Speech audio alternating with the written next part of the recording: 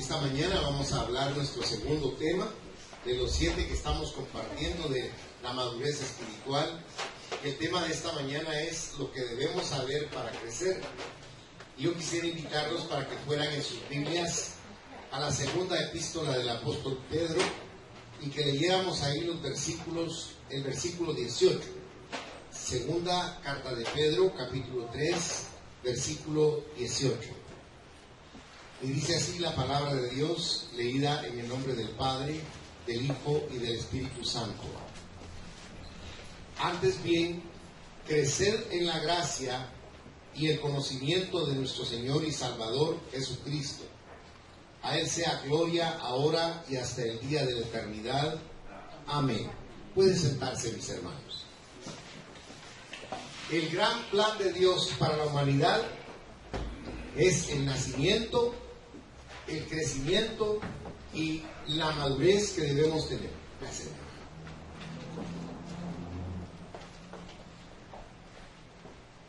Muchos creyentes nunca maduran como debieran de hacerlo. ¿Saben por qué? Porque por lo regular las personas que van a la iglesia no van con la plena convicción en su corazón de ser transformados por el poder de la palabra, sino que van porque es como una costumbre, como una religiosidad. Pero Dios quiere que comprendamos que el poder que tiene la palabra es entrar en nosotros para transformar nuestro ser, porque Él quiere que nosotros maduremos, que dejemos de ser niños para convertirnos en adultos, lo que más anhela el Señor, porque hay demasiados niños espirituales. Vayan conmigo, si es tan amable, a la primera carta a los Corintios, en el capítulo 3, y vamos a leer ahí los versículos del 1 al 5. Y si usted nota, ahí hace referencia precisamente a esa inmadurez Pablo. Dice: de manera que yo, hermanos, no puedo hablaros como a espirituales, sino como a carnales, como a niños en Cristo. Os di a beber leche y no vianda, porque aún no erais capaces, ni sois capaces todavía, porque aún sois carnales. Pues habiendo entre vosotros celos, contiendas y disensiones, ¿no sois carnales y andáis como hombres? Porque diciendo el uno, yo ciertamente soy de Pablo, y el otro, yo soy de Apolos, ¿no sois carnales? ¿Qué pues es Pablo y qué es Apolos? Servidores por medio de los cuales habéis creído, y eso según lo que a cada uno concedió el Señor. O sea, esto nos muestra a nosotros ciertas características de lo que es la infancia espiritual. Por ejemplo, ustedes pueden ver a muchos cristianos que viven quejándose en lugar de agradecerle a Dios. Miren, ¿tenemos todos nosotros problemas, sí o no? Sí, amén, así es. Todos tenemos problemas. A veces son intensos, a veces medianamente y a veces son pequeños, pero todos tenemos problemas. Jesucristo dijo: en este mundo tendréis aflicción, pero confiad, dijo, yo he vencido al mundo. Él quiere que seamos optimistas a pesar de que a veces nuestro día es tan negro como la noche. Pero aún así nosotros debemos poner nuestros ojos en Cristo. En la carta a los Hebreos, en el capítulo 12, versículo 2, dice el autor: puestos los ojos en Jesucristo, dice, el autor y consumador de la fe.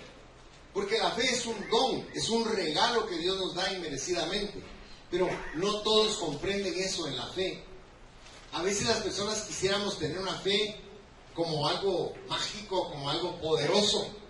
Y Jesús lo comprendió también, que les dijo a sus discípulos: si la fe que ustedes pudieran tener en su corazón fuese de la dimensión de una semilla de mostaza, eso bastaría para que ustedes movieran montañas. Pero ¿saben qué es lo que sucede? Nuestra inmadurez espiritual nos llega a sentir autoconmiseración y por eso no confiamos ni descansamos en Dios. A veces venimos a la iglesia y queremos dejar aquí todas las cargas, que es lo que Dios demanda de nosotros. Pero antes de salir venimos al altar y nos la volvemos a poner en la espalda. Dios no quiere eso.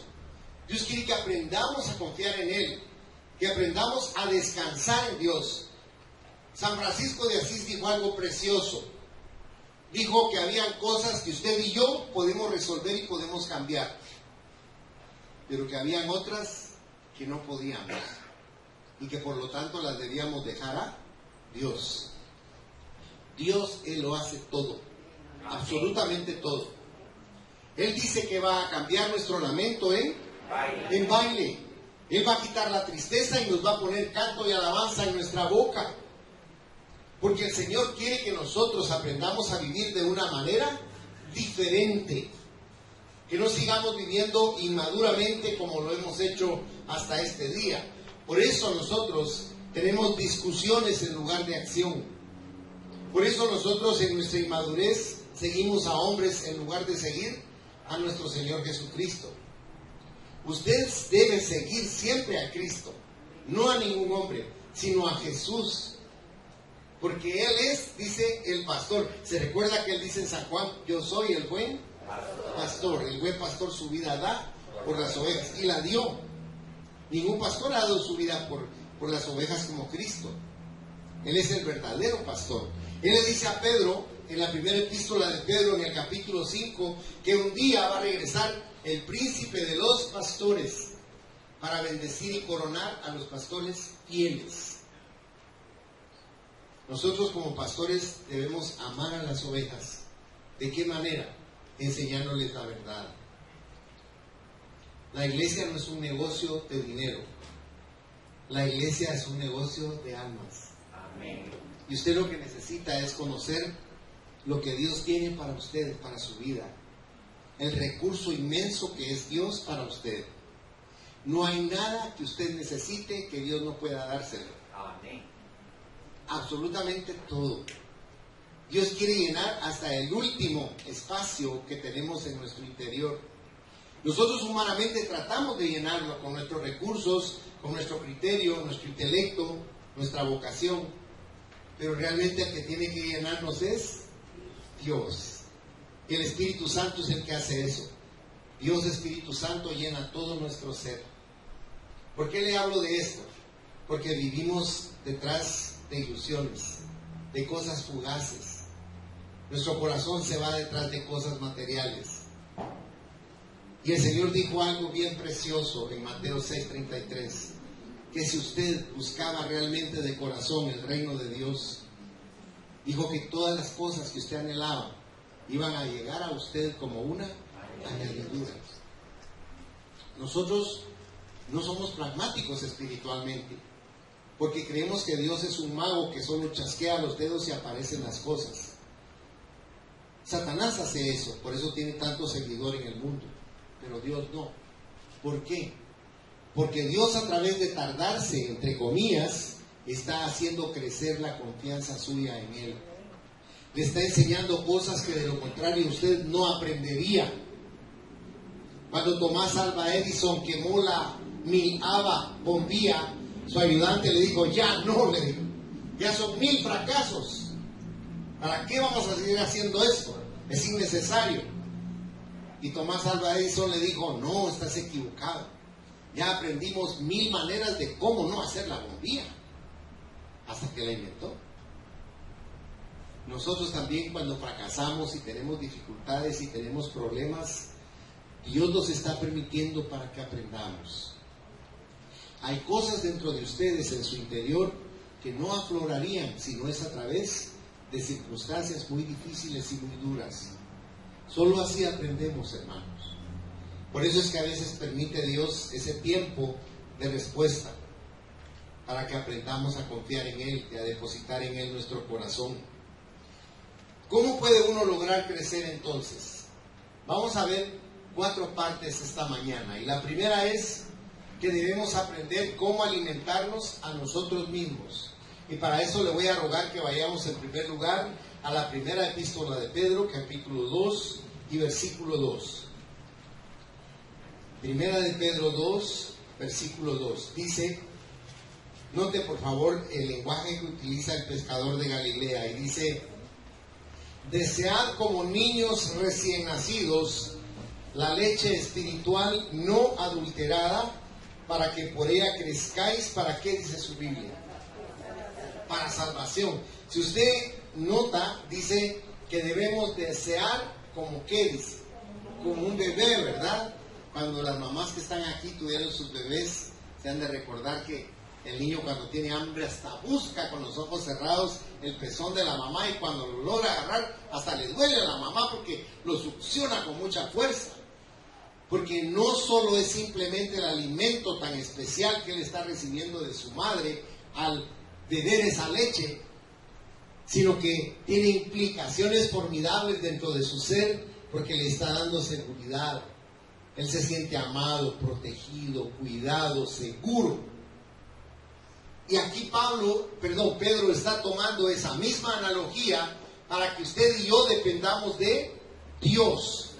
La palabra Shaddai, en una de sus acepciones, quiere decir el que da el pecho para mamar. Qué lindo.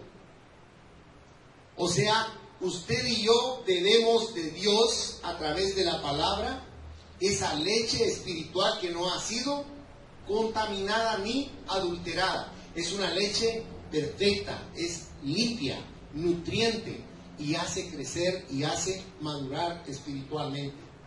No hay nada que lo pueda sustituir, porque esta leche es espiritual, si usted notó. Así dice Pedro ahí, dice, para que por ella crezcáis para salvación. O sea, el hecho de madurar y crecer es para poder ser salvos.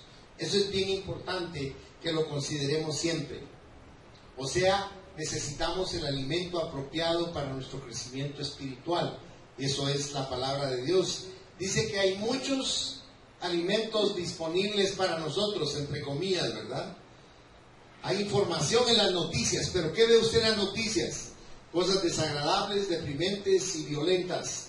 Eso es lo que nos enseñan las noticias cotidianamente. Dios no quiere que pongamos nuestra atención en ello. También encontramos demasiado entretenimiento. Está el cine, la televisión, los paseos. ¿Y para qué le digo? El celular. Hay lugares donde dice que están poniendo un rotulito que dice aquí no hay wifi. Platiquen. Porque a donde usted va, todo el mundo está con ese aparatito. Alguien me mandó por ahí un correo muy bonito que habla de televisor, pero al final dice que el producto de toda esa familia de entretenimiento es el celular. No hace muchos años usted vivía sin teléfono. Ahora usted no puede vivir sin el teléfono. Usted es un codependiente del teléfono.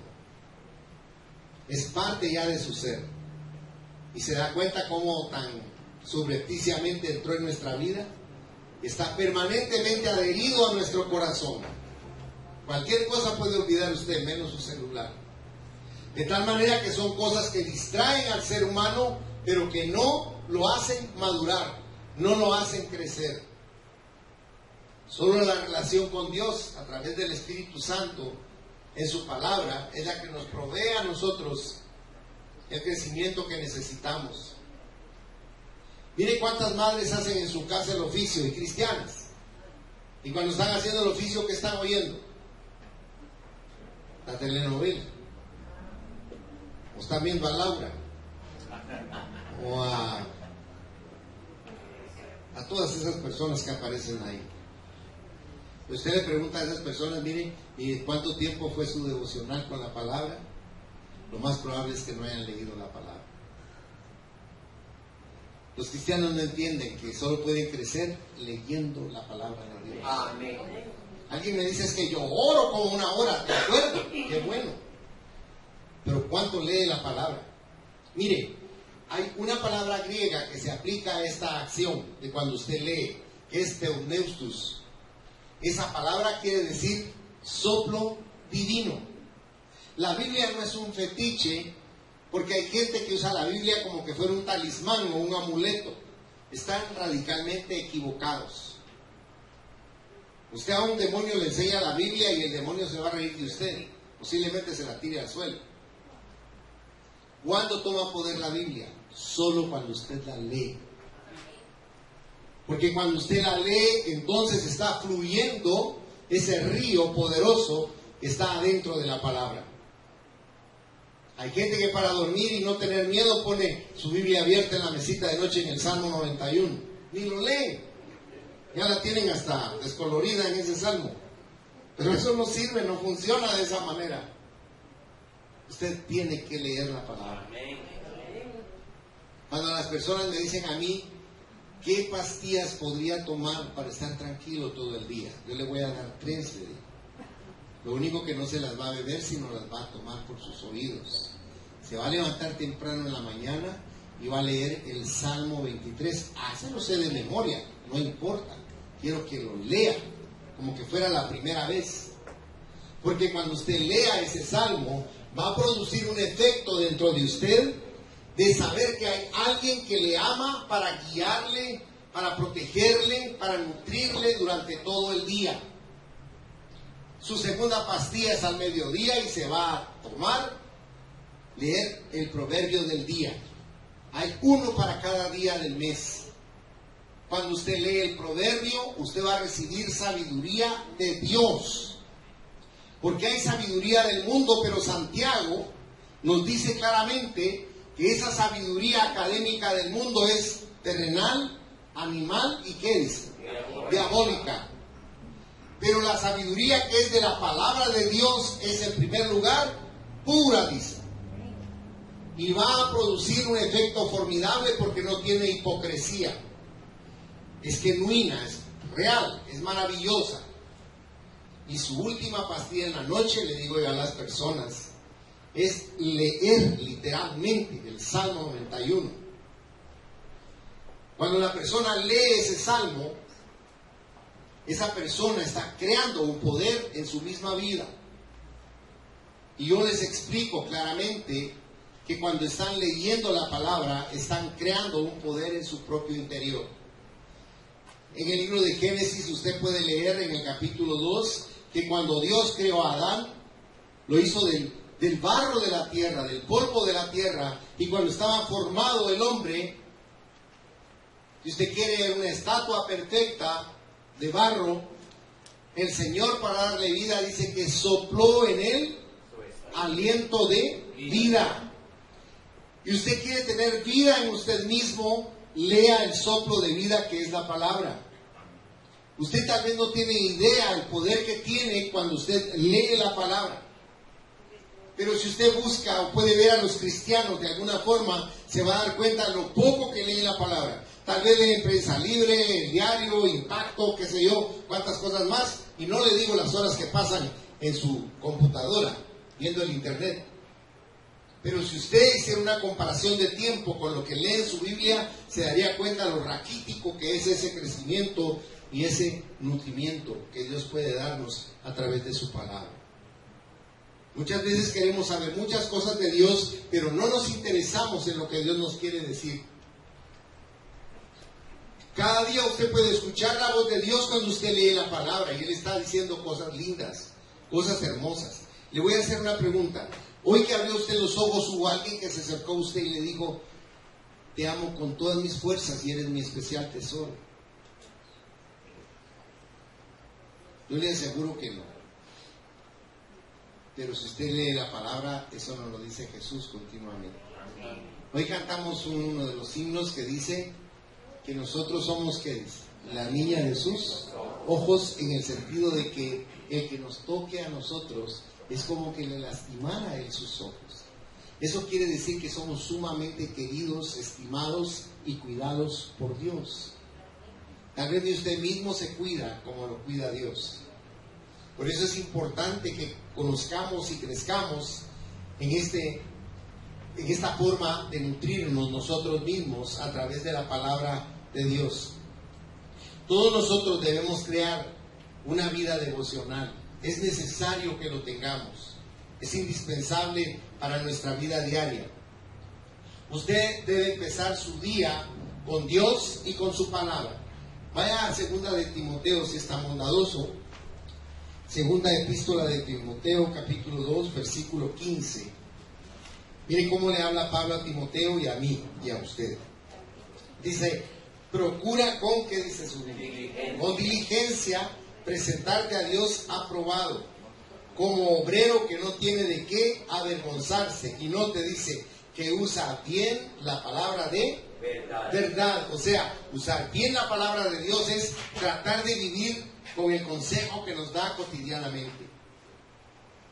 Vivir bajo el consejo y la guía de la palabra es maravillosa, porque debemos dedicar tiempo nosotros también a lo que es el agradecerle a Dios todos sus favores y hablar con Él en oración.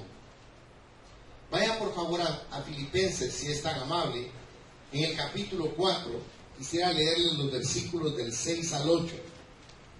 Mire el consejo que nos empieza dando aquí la palabra. Dice, por nada, nada es un absoluto. Dice, por nada estéis, dice, afanosos, sino sean conocidas vuestras peticiones delante de Dios en toda oración y ruego, con acción de gracias. Y la paz de Dios, que sobrepasa todo entendimiento, guardará vuestros corazones y vuestros pensamientos en Cristo Jesús. Por lo demás, hermanos, todo lo que es verdadero, todo lo honesto, todo lo justo, todo lo puro, todo lo amable, todo lo que es de buen nombre, si hay virtud alguna, si algo digno de alabanza, en esto dice, pensar. Note cómo nos está inclinando la palabra a renovar nuestra mente, a hacer nueva nuestra manera de pensar. La palabra arrepentimiento, le he dicho yo a usted, que en griego es una palabra compuesta para decir arrepentimiento, que es metanoia. Meta quiere decir cambio y nous, esa raíz quiere decir mente. El arrepentimiento es un cambio de mente. ¿Y cómo puede cambiar usted su mente? Llenándose de la palabra de Dios, pero con devoción, con anhelo de leerlo. ¿Se ha fijado que cuando un novio está lejos y le manda una carta a la novia y ella lo ama verdaderamente, casi que rompe todo por leer lo que es con el contenido de la carta y quiere leer lo que dice ahí? Como ya pasaron años, a usted esto tal vez no me pone muy emocionado, pero cuando uno es joven y tiene esas experiencias, se bebe uno la carta. Yo me recuerdo que alguien escribía, casi he borrado con mis ojos tus palabras de tanto leerlas. Pero la realidad es que la letra no se borra, la letra está impresa ahí. Pero cuando uno tiene deseo, anhelo de saber de un ser amado, un ser estimado profundamente, lee y relee las cartas. Su Biblia son cartas de amor de Dios para usted. Amén. Le aconsejo con respeto y con amor, léalas con vehemencia de corazón, con anhelo, con locura, de ver qué le quiere decir Dios a usted. Usted va a Jeremías 29, y ahí dice en el versículo 11, porque todos los planes que tengo para ti, mi amor, son solo de bien para tu vida y no de mal. Mire qué precioso que le digan eso a uno. Dios nos está hablando continuamente para levantar nuestro espíritu, para levantar nuestro corazón hacia Él. Debemos levantar nuestro corazón hacia Dios, hermanos, porque a veces lo tenemos tan en el suelo que nos olvidamos de ese amor tan profundo que Él siente por nosotros. Nosotros debemos buscar las cosas que nos edifiquen y que nos llenen de fe en nuestro corazón. Mire, en el Salmo 119, leamos los versículos del 9 al 11. Esto para su día va a ser formidable, porque le va a dar fortaleza. Empieza con una pregunta, el versículo 9, Salmo 119, 9, que dice, ¿con qué limpiará el joven su camino? Perdone que me detenga un momentito aquí. Cuando usted lee ¿con qué limpiará el joven su camino?, ¿en qué piensa? En los jóvenes, ¿verdad? Ahora, puede ser que usted tenga como yo 67 años, o puede ser que usted tenga 30, o tenga 20, o 18, o qué sé yo. Pero déjeme decirle algo. Cuando habla de jóvenes, está hablando de los jóvenes espirituales. ¿Qué edad tendrá usted espiritualmente? ¿A qué nivel estará su edad madura espiritual? Porque espiritualmente nosotros somos muy jóvenes en el Señor. Por eso dice ahí, ¿con qué limpiará el joven su camino? Porque está usando cosas materiales análogamente a lo espiritual. Está diciendo ahí, con guardar tu palabra. Mire qué lindo. Verso 10 dice, con todo mi corazón te he buscado. No me dejes desviarme de tus mandamientos. En mi corazón he guardado tus dichos para no pecar, dice, contra ti. Mire qué lindo es esto.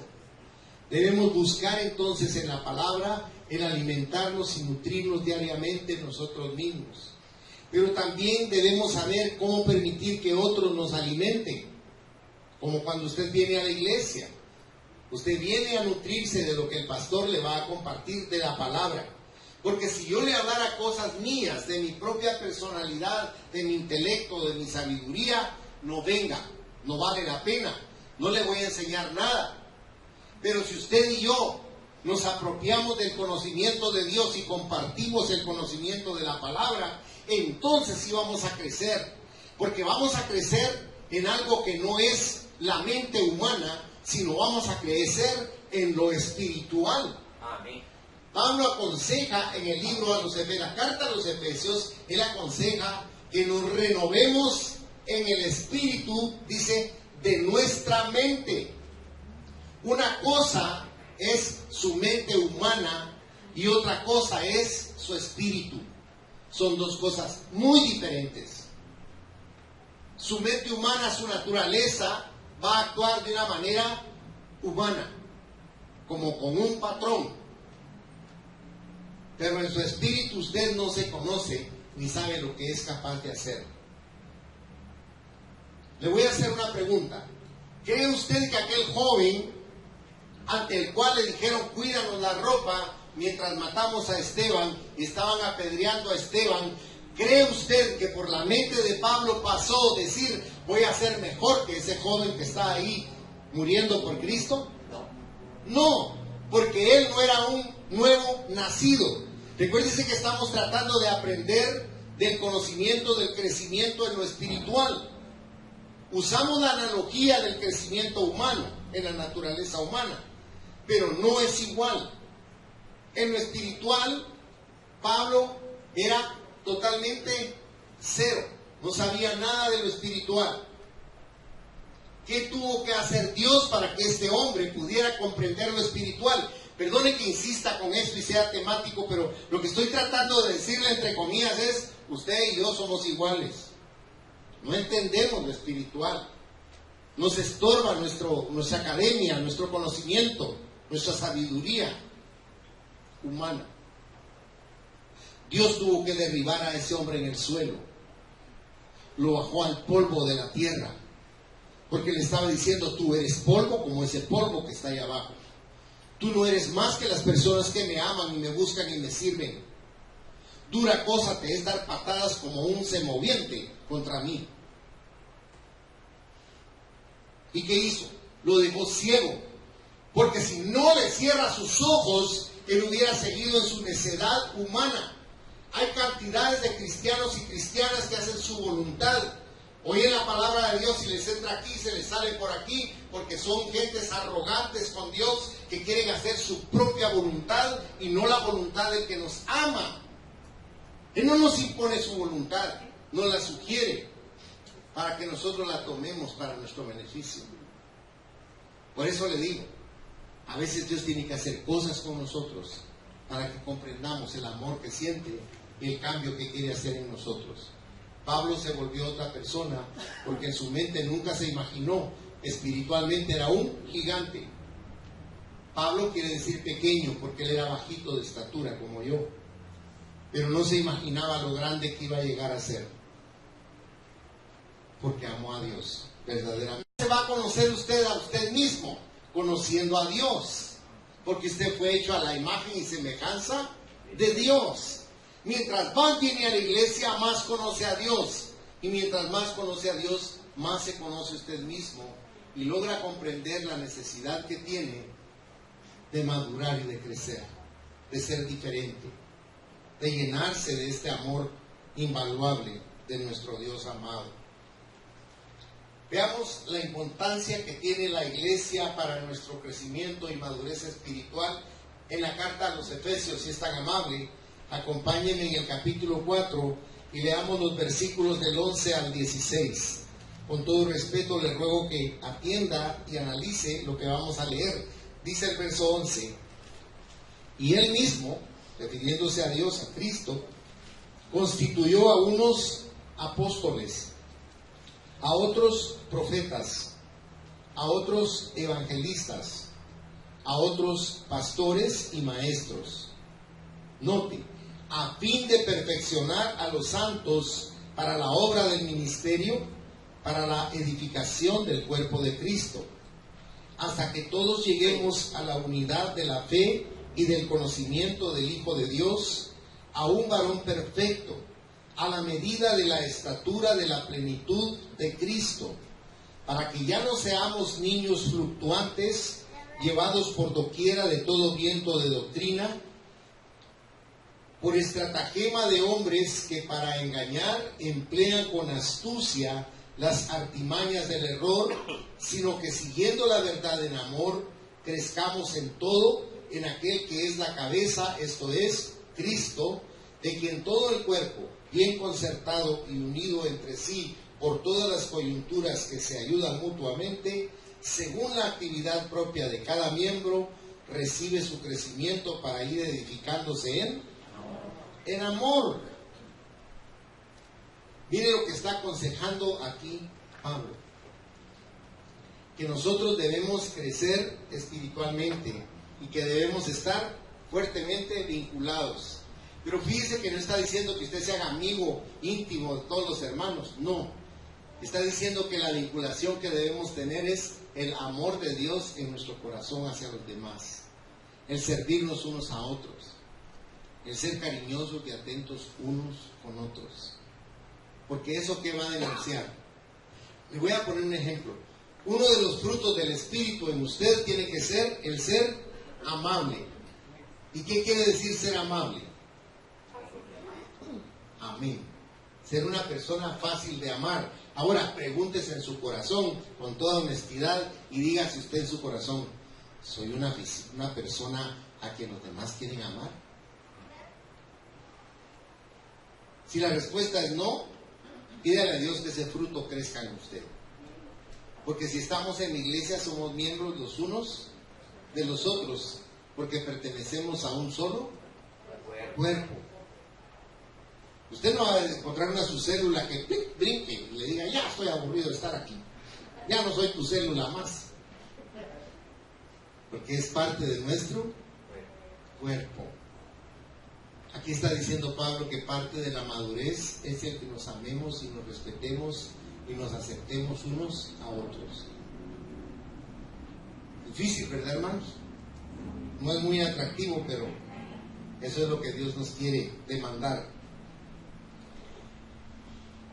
Personas dotadas son llamados a alimentarnos, y la comunión cristiana nos alimenta. La oportunidad de servir nos fortalece. Yo les quiero decir algo. Nuestra iglesia es muy pequeña, pero hemos tratado de que sea llena del conocimiento de la palabra de Dios, porque eso va a transformar las vidas. Pero le quiero decir algo: yo todos los días le agradezco a Dios por los servidores que tenemos y por los ancianos de la iglesia que son ancianos y servidores. Si no hubieran ancianos y servidores y servidoras, no tendríamos cómo funcionar con la iglesia. Pero nuestros servidores son los mismos desde hace 22 años, porque ninguno más quiere servir. A todos nos gusta venir y sentarnos y llenarnos de la palabra, pero parte de la madurez y del crecimiento es buscar cómo servir en la iglesia, porque todos queremos los favores de Dios, pero no queremos el compromiso. Y el compromiso es algo que es importante. Le voy a poner un ejemplo de lo que Dios hace en una naturaleza rebelde como la mía, o en un ser feo como yo. Y le digo feo del interior. Yo he pasado toda la noche con migraña y ahorita tengo una migraña muy fuerte. ¿Por qué estoy aquí con migraña? Porque es para Dios, hermano. Porque es para el Señor, para esa gloria, para esa gloria.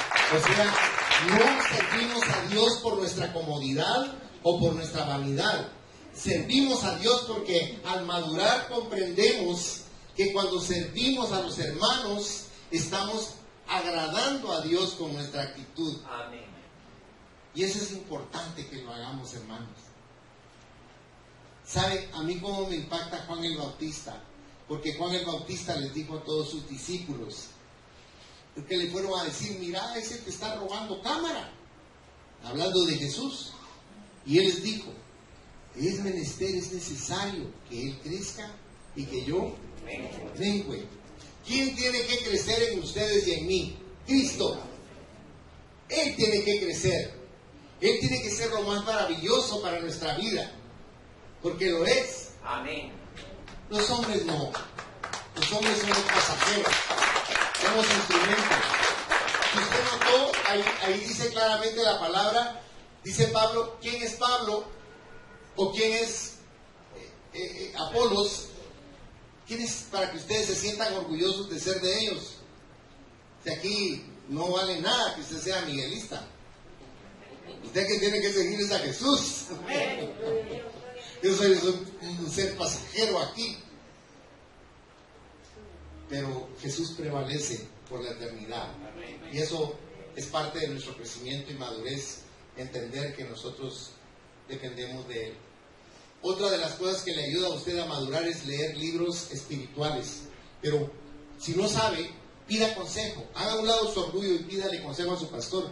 ¿Qué libro podría leer? Le voy a poner un ejemplo. Hay un libro que se llama La Cabaña, escrito por un pastor. Es un libro maravilloso que denuncia el interior que tenemos nosotros espiritualmente a través de un dolor supremo, como es la muerte y violación de una niña, hija del protagonista de la novela, por un asesino en serie, y tenía 5 años de edad la niña. Es una novela que le va a usted a producir crecimiento espiritual. Otro libro que le puedo sugerir es La vida de Nick, ese joven norteamericano que nació sin brazos y nació sin piernas. Este joven dice en su libro que cuando era niño todos le decían a alguien, los niños son muy crueles, hermanos, y en la escuela le hacían mucho bullying a él, al extremo que dice que un niño que era corpulento y grande llegó y le pegó y le dijo, a la salida te voy a romper la cara porque vas a pelear conmigo. Él dijo, pero ¿cómo si no tengo brazos ni no tengo piernas? Dice que él tenía mucho miedo porque era un niño.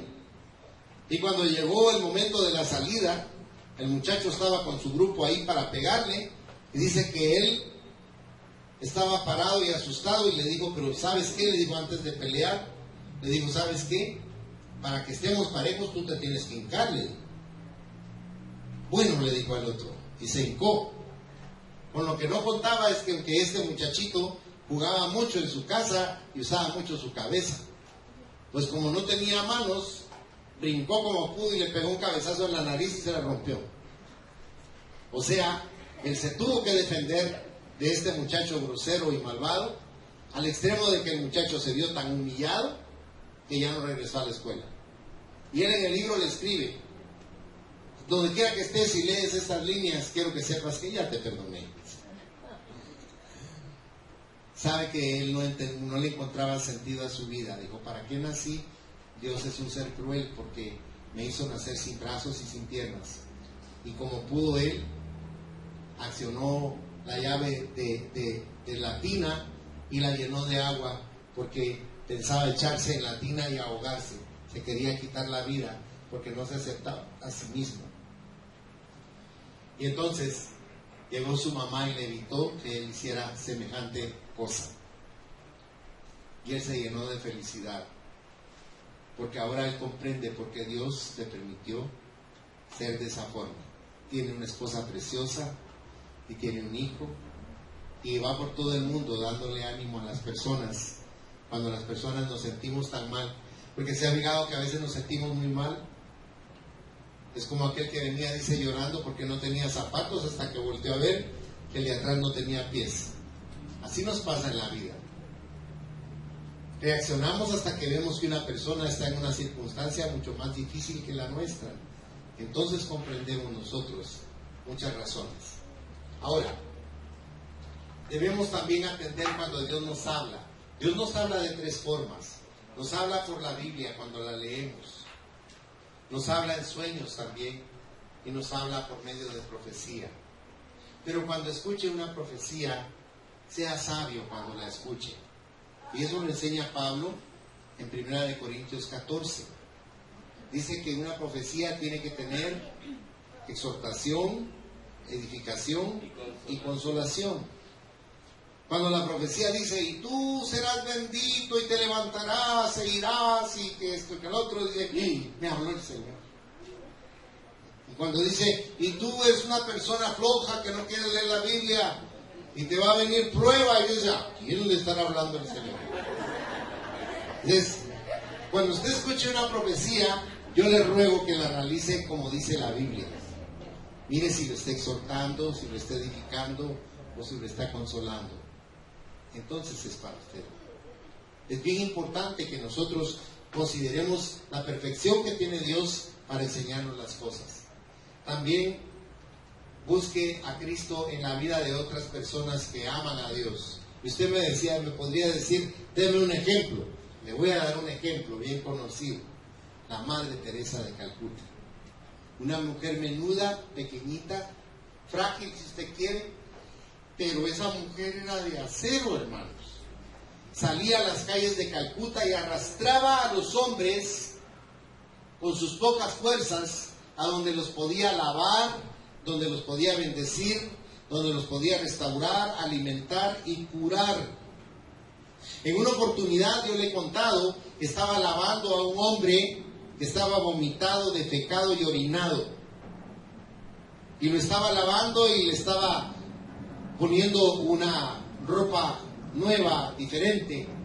Y una periodista que estaba filmándolo todo le dijo, yo ni por $1,000,000 haría eso que usted está haciendo, madre, le dijo.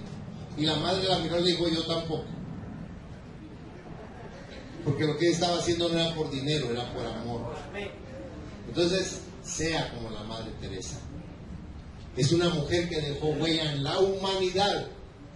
Ella no representaba una religión o un pensamiento filosófico. Ella era una mujer que pragmatizaba lo que dice Dios en su palabra. Hablaba con su vida. Y esas personas son dignas de imitar, hermanos. Son personas que han dejado una huella en la humanidad por el amor que tenían dentro de su corazón. Nunca le interesó lo material. ¿Sabe cómo viajaba ella? Con sus cepillos de dientes.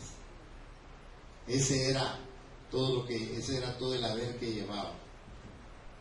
¿Se recuerda cómo dice el Señor Jesucristo cuando mandó a los 70 a hablar de Él? No lleven bolsa, no lleven alforja, no lleven otros zapatos, no lleven otro vestido. Váyanse así como van. Porque Él sabía que la provisión iba a venir de Él. Debemos agradecer a Dios por las cosas maravillosas que Él da. El tercer punto de lo que estamos compartiendo en esta mañana es que debemos saber cómo andar. Vaya por favor a Gálatas, capítulo 15, verso 16. Gálatas 15, verso 16. Ahí dice Pablo algo bien interesante. Nos dice, digo pues, andad en el Espíritu. Si usted nota, está con mayúscula porque se refiere al Espíritu Santo. Digo pues, andad en el Espíritu. Y luego, ¿qué dice? Y no satisfagáis los deseos de la carne. No satisfagáis los deseos de la carne. ¿Qué nos está diciendo ahí? Que nuestra carne nos lleva siempre hacia lo material y nuestro espíritu quiere buscar las cosas de Dios. De tal manera que en nuestro interior hay una lucha tremenda. Debemos andar en el espíritu. No debemos nosotros entristecer al espíritu. Si usted lee conmigo en Efesios 4, el versículo 30, ahí nos dice Pablo, y no contristéis al Espíritu Santo de Dios, con el cual fuisteis sellados para el día de la redención. ¿Qué le parece? Tenemos capacidad de hacer llorar al Espíritu Santo. Miren qué cosa más tremenda. pero también nos dice que tenemos el poder de apagar el espíritu. Esto es algo tremendo si usted lo analiza, porque el Espíritu Santo es luz de Dios, pero nosotros lo podemos apagar en nuestro corazón. Vaya a Primera de Tesalonicenses 5:19, si es tan amable. Es simple lo que dice allí esa porción.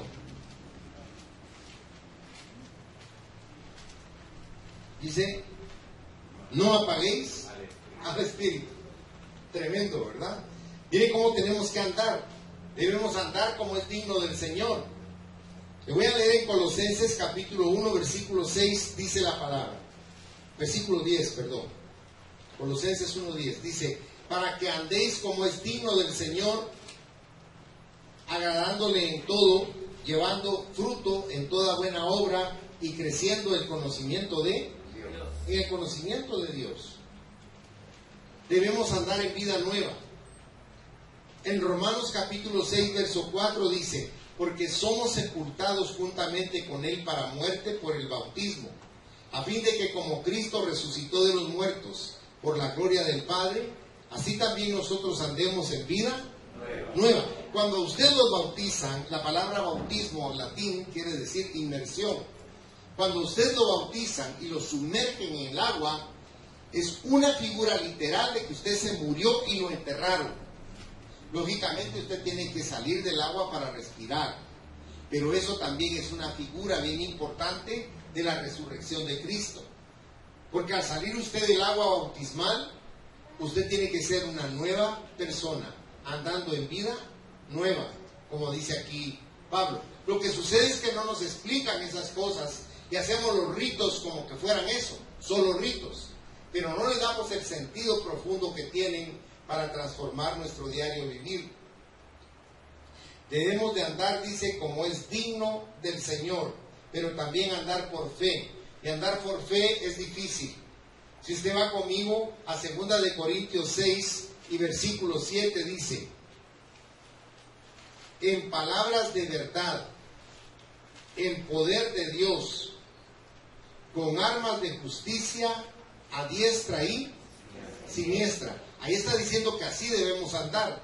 Yo les saqué una breve explicación en una nota de cómo andar por fe. Pablo dice en palabras de verdad.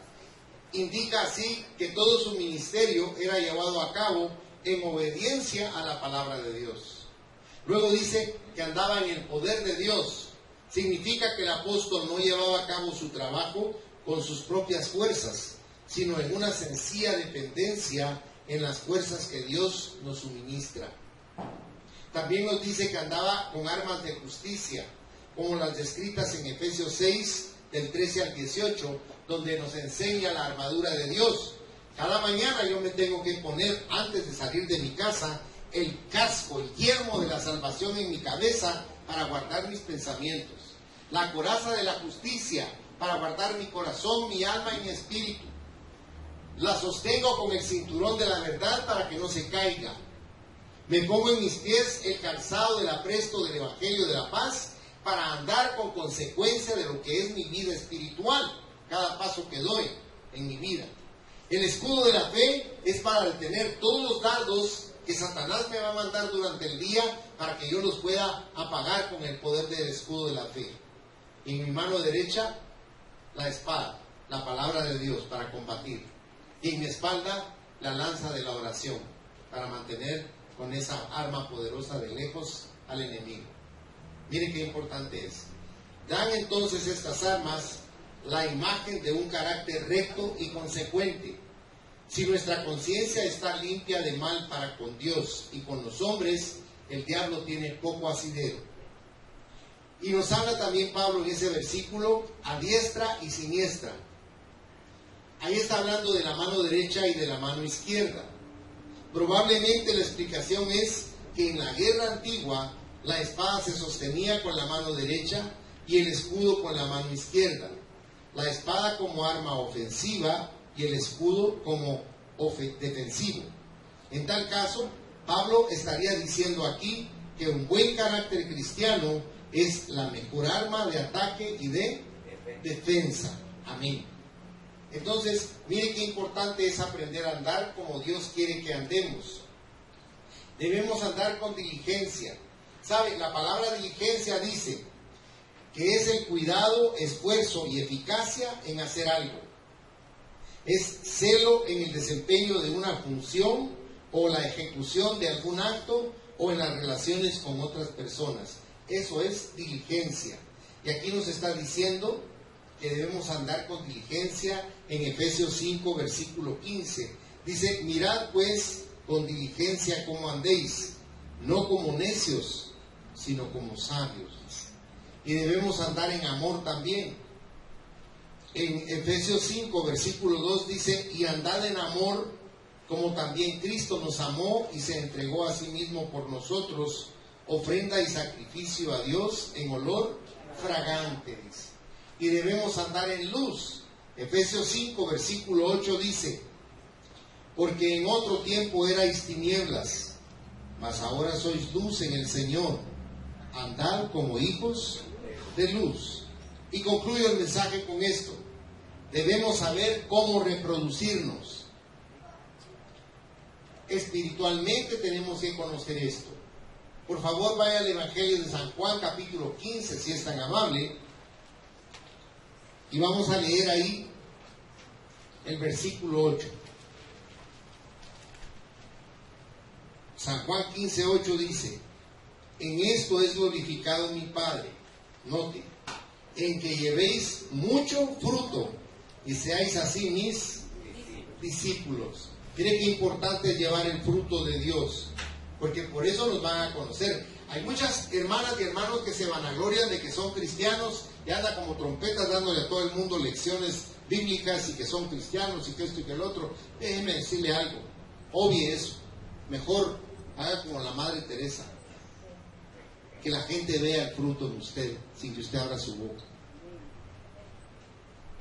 Dice que Pablo les decía, testifique con la boca solo si es necesario,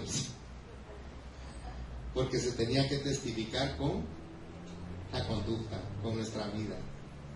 ¿Sabe? Eso a mí me gusta mucho, porque me obliga a verme a mí mismo, porque a veces me siento campeón, pero me doy cuenta que no he salido de la meta. Ahí estoy todavía paradito. Tenemos que aprender a vernos a nosotros mismos, hermanos. Ser cristiano es precioso, pero es difícil. ¿Sabe por qué es difícil? No porque Dios no lo puede hacer, porque no nos gusta. Por eso es difícil. Entonces, llevar fruto es reproducirnos. ¿Cuál es el fruto de un árbol? Otro árbol. Siempre existe una semilla de una manzana que se coma y va a salir otro manzana. Si no, lea la historia de Johnny Apple en los Estados Unidos. Ahora, ¿cuál es el fruto de un creyente? Otro creyente. Yo le pregunto, ¿cuántos creyentes han sido reproducidos por usted? Si no, le dejo el reto esta mañana para que haga el esfuerzo de producir algún creyente, alguien que llegue al reino de los cielos a través suyo. Andrés, el hermano de Pedro, ¿a quién fue el primero que cree usted que le habló para convencerlo que se volviera hijo del Señor? A su hermano Pedro. Él llegó y le dijo, Pedro, ni sabes a quién encontramos. Al Mesías. Mírenlo conmigo si es tan bondadoso. Vaya conmigo a San Juan capítulo 1, versículo 41. Dice, este halló primero a su hermano Simón y le dijo, hemos hallado al Mesías, que traducido es el Cristo. Ahora, en el libro de los Hechos, mire qué reproducción. Si usted va a Hechos capítulo 2, verso 41, ahí dice la palabra, así que los que recibieron su palabra fueron bautizados y se añadieron aquel día como 3,000 personas. Mire qué formidable esa reproducción. Los primeros creyentes continuaron multiplicándose. Ahí mismo en el libro de los Hechos, vea conmigo si es tan amable, el capítulo 6, versículo 7. Dice, y crecía la palabra del Señor y el número de los discípulos se multiplicaba grandemente en Jerusalén. También muchos de los sacerdotes, dice, obedecían. ¿Se da cuenta qué tremendo? Porque eran sacerdotes enemigos del cristianismo, eran sacerdotes judíos, pero se dieron cuenta del poder de la palabra y se convirtieron también a Cristo. Mire qué cosa más maravillosa. ¿Sabe una cosa de la importancia de cambiar? Nuestros hijos. Nosotros somos los que generamos una proyección en nuestros hijos. Usted, le aseguro que desea lo mejor para sus hijos. Si usted es profesional, quiere que su hijo sea un profesional. Quiere que esté mejor que usted, si es posible. Pero eso se logra a base de nuestro testimonio en el hogar. ¿Cómo es nuestro testimonio en el hogar? ¿Qué ejemplo le estamos dando a nuestros hijos? ¿Qué manifestación le damos a nuestros hijos de querer cambiar espiritualmente? Eso es bien importante que lo consideren, por favor.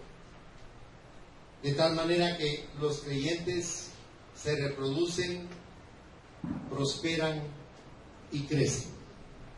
Cierre sus ojos, por favor. En conclusión, debemos verificar nuestros momentos devocionales, nuestra adoración, nuestro andar, nuestro testificar. ¿Qué resultado obtendremos de ello? Retornemos entonces a estas cosas fundamentales del crecimiento para llegar a ser creyentes maduros. Padre, yo te pido en esta mañana que veas a tu pueblo aquí reunido. Cada uno de ellos ha hecho un examen de conciencia esta mañana a través de lo que hemos platicado y nos hemos dado cuenta todos que necesitamos cambiar muchas cosas para crecer, para madurar, para agradarte a ti y para ser un ejemplo para nuestros hijos. Te pedimos que nos ayudes en esta mañana, Señor, porque es difícil cambiar nuestra manera de pensar y de ser, mas sabemos que a través del poder del Espíritu Santo tú nos ayudas para que tengamos una vida nueva, una vida abundante, una vida de satisfacción, una vida de sencillez y humildad, pero enriquecida por el regocijo del Espíritu Santo en nosotros. Bendice a tu pueblo esta mañana, Padre.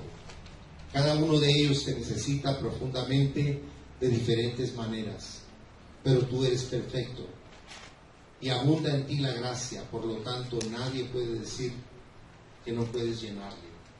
Te ruego que en esta mañana abras las ventanas de los cielos y que derrames sobre ellos de tu bendición hasta que sobreabunde. Y yo quiero pedirles, mis hermanos, que esta mañana vengan acá al frente todos, porque quiero orar por ustedes para bendecirlos. Levántense de su lugar y vengan, porque Dios quiere bendecirle en esta mañana.